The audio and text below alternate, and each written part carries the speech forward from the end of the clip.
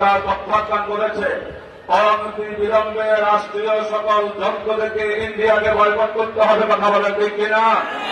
আমরা গত 2 দিন আগে দেখেছি ইন্ডিয়া কাশ্মীরের নিজস্ব তৈরি হত্যাকাণ্ডের মাধ্যমে মুসলমানদের উপর যে জুলুম নির্যাতন চালিয়ে যাচ্ছে, এটা বরদাস্ত করার সময় নয়। বাংলাদেশ থেকে ব্যক্তিহীন ভাষা চালিয়ে দিতে চাই। হেফাজতে ইসলামের উদ্যোগে ইন্ডিয়ার দিকে আমরা লং মার্চ করতে প্রস্তুত, কথা বলেন ঠিক কিনা?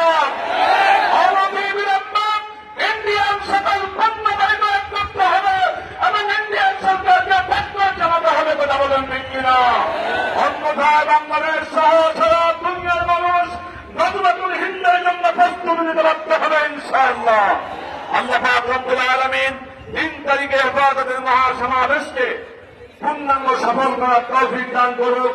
দলবদ্ধভাবে হেফাজতের মহাসমাবেশে আমাদেরকে উপস্থিত থাকার তৌফিক দান করুক। আসসালাম।